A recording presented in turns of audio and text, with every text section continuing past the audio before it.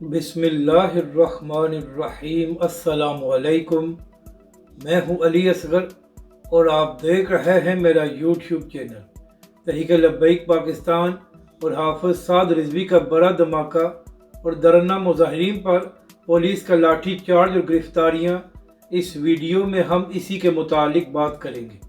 ناظرین کرام، رات گئی یہ خبر سامنے آئی تھی کہ اسلام آباد اور گرد و نواح میں زلزلے کے جھٹکے محسوس کیے گئے ہیں، مگر ناظرین کرام، اچھی خبر یہ ہے کہ کہیں سے بھی جانی اور مالی نقصان کی خبر نہیں آئی اور تمام لوگ محفوظ رہے ہیں۔ اب بات کرتے ہیں فلسطین اور غزہ کی۔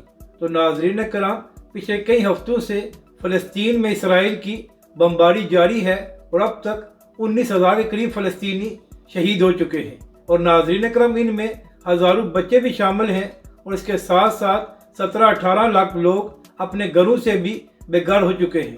ناظرین کرام، اس وقت غزہ کھنڈرات کا منظر پیش کر رہا ہے، اور وہ لوگ جو پوری دنیا میں انسانی حقوق کی بات کرتے ہیں، ان کو نظر نہیں آ رہا کہ کس طرح فلسطین میں اسرائیل ظلم کر رہا ہے۔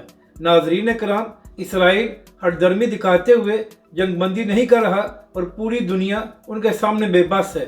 اسی حوالے سے تحریک لبیک پاکستان اور حافظ سعد رضوی نے یہ اعلان کیا ہوا ہے کہ تحریک لبیک پاکستان 22 دسمبر کو پورے ملک میں پروٹیسٹ کرنے جا رہی ہے۔ اور ناظرین کرام، پچھلے 6 ہفتوں سے تحریک لبیک پاکستان اور حافظ سعد رضوی نے یہ بھی کمپین چلائی ہوئی ہے کہ تحریک لبیک پاکستان اسرائیلی مصنوعات کا بائیکاٹ کرے گی، اور پوری پاکستانی قوم سے بھی حافظ سعد رضوی نے یہ اپیل کی ہوئی ہے کہ اسرائیلی مصنوعات کا بائیکاٹ کیا جائے۔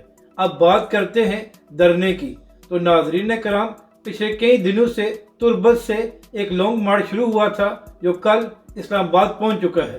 تو ناظرین کرام، ان دھرنا مظاہرین کو اسلام آباد پریس کلب میں جانے کی اجازت نہیں دی گئی، جس کے بعد انہوں نے وہیں پر دھرنا دے دیا۔ تو ناظرین کرام، پولیس کی جانب سے یہ موقف سامنے آیا ہے کہ دھرنا مظاہرین نے پولیس پر پتھروں کیا تھا، جس کے بعد پولیس نے گرفتاریاں شروع کر دی ہیں، جبکہ دوسری جانب سوشل میڈیا پر یہ بھی خبر سامنے آئی ہے کہ پولیس کی جانب سے دھرنا مظاہرین پر لاٹھی چارج بھی کیا گیا ہے، اور وہاں پر آنسو گیس اور پانی کا بھی چھڑکاؤ کیا گیا ہے۔ تو ناظرین کرام، پولیس نے یہ بھی کہا ہے کہ سڑکیں بند کرنا اور راستے بند کرنا غیر قانونی ہے، اور جو لوگ ایسا کریں گے تو ان کے خلاف قانونی کارروائی کی جائے گی۔ تو ناظرین کرام، اس میں کوئی شک نہیں ہے کہ راستے بند کرنا غلط ہے، لیکن سوال یہ ہے کہ جو لوگ کئی سالوں سے لاپتہ ہیں تو کیا وہ قانونی ہے؟ ناظرین کرام، یہ لوگ پچھلے کئی سالوں سے اپنے پیاروں کا انتظار کر رہے ہیں، مگر ان کے لوگ واپس نہیں آئے، جس کی وجہ سے انہوں نے یہ دھرنا اور لانگ مارچ دیا ہے۔ تو ناظرین کرام، حکومت کو ان کے ساتھ مذاکرات کرنے چاہیے، اور جو لوگ لاپتہ ہیں ان کو بازیاب کرانا چاہیے۔ ناظرین کرام، اگر لاپتہ افراد نے کوئی غیر قانونی کام کیا ہے تو ان کے خلاف سخت سے سخت قانونی کارروائی ہونی چاہیے، مگر اس طرح کسی کو بھی لاپتہ نہیں کرنا چاہیے، اس سے نفرتوں میں اضافہ ہوتا ہے۔ اب بات کرتے ہیں تحریک لبیک پاکستان اور حافظ سعد رضوی کی۔ تو ناظرین کرام، جب 2018 کے انتخابات ہوئے تھے تو علامہ خادم حسین رضوی علیہ الرحمہ نے انتخابات میں حصہ نہیں لیا تھا، تو اس لیے بہت سے لوگوں کا یہ خیال تھا کہ شاید اس بار حافظ سعد رضوی بھی انتخابات میں حصہ نہ لے۔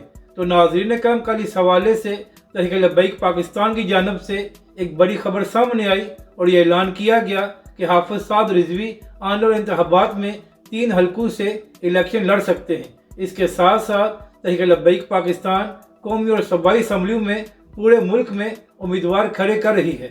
اور ناظرین کرام، جس طرح عوام تحریک لبیک پاکستان اور حافظ سعد رضوی کا ساتھ دے رہی ہے، تو اسے یہی معلوم ہوتا ہے کہ آنے والے انتخابات میں تحریک لبیک پاکستان ایک بڑی طاقت بن کر سامنے آئے گی۔ اور ناظرین کرام، جو لوگ تحریک لبیک کے خلاف پروپیگنڈا کر رہے ہیں، ہمیشہ کی طرح ان کو منہ کی کھانا پڑے گی، اور حافظ سعد رضوی کامیاب ہوں گے۔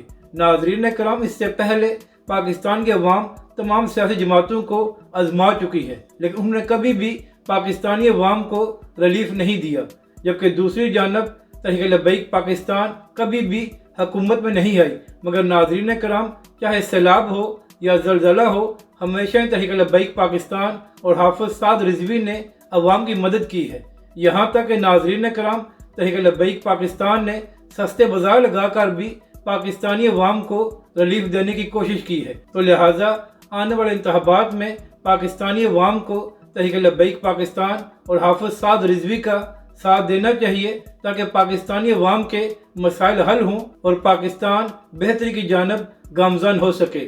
اپنی رائے کا ضرور اظہار کریں کہ آپ کو یہ ویڈیو کیسی لگی اور ہمارے اس چینل کو بھی سبسکرائب کریں۔